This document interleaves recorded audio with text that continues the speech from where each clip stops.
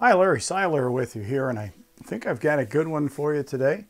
We're going to be looking at how I taught portrait drawing for many years, starting back in the 70s. My tools here I'm using today are kind of basic, which are born right out of a classroom.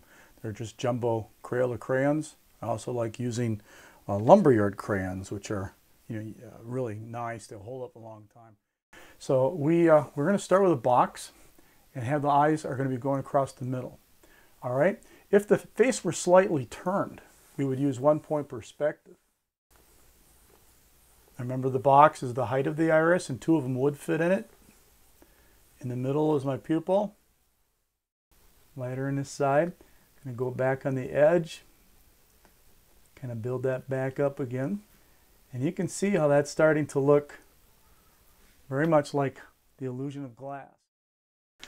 Okay, so I'm going to illustrate a side view. If we could take the eye and cut it in half. Okay, and this is our lens. And let's say a light is striking, and a strong light is a glare. Because of the structure of the lens, the curve, kind of an interesting little suggestive mark, these eyelashes. I'll just make these little marks like this. And then you can come in with your parentheses, be a little more accurate. Carefully look at your bow. And you might deviate from that line a little bit, but you can measure how far on both sides for more accuracy. And that's basically the smile. But now what do we do about a mouth that's parted? We can see the teeth like in a big smile, big bright teethy smile. I'll show you that next. This is a standard so that we can see where a person's face deviates or is different from one another. We can hone in on it right away. This is the cool thing. The standard or the comparison that I got from reading and what I came up with was, is that cool or what? Okay, check it out on yourself. Once again, the head is rotated down, the ears are going to appear higher. The head is rotated up, the top of the ears are going to come across lower. This is the nice thing about this system also. You have the eyes capturing that person's soul. It looks just like that person. You've really given yourself a lot of confidence. You've taken a big jump in getting this portrait done. And I can tell you from experience that if you make the eyes exactly right, it looks just like that person, you can make a face too narrow. That we do as an artist when we're not instructing. One of those things is I need to get away from it and back up a second and look at it and make sure that things are lining up, make sure that it looks right.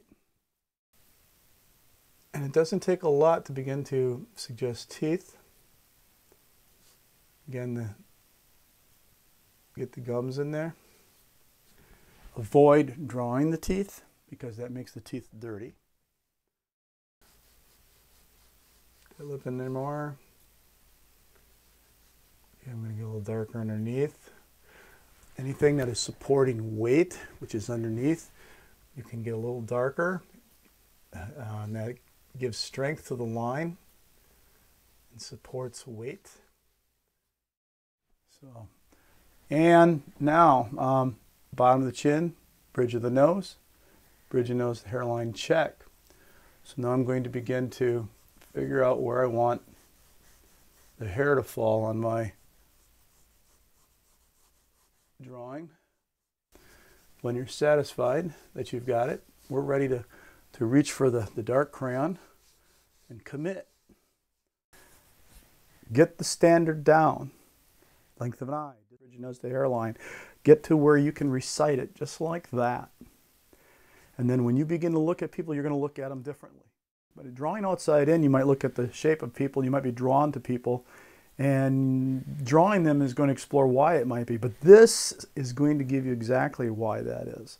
You're going to have the standard, you're going to say, oh, those person's eyes are big, or they're close together, or further apart, or oh, their smile is huge, or whatever. And you're going to see those distinctions. That's beautiful because from the get-go, you know exactly your mode of operandi. You know what you're going to attack, you know what you're going to exaggerate and have some fun with. All right. It's been a great time. Thank you. Bye-bye.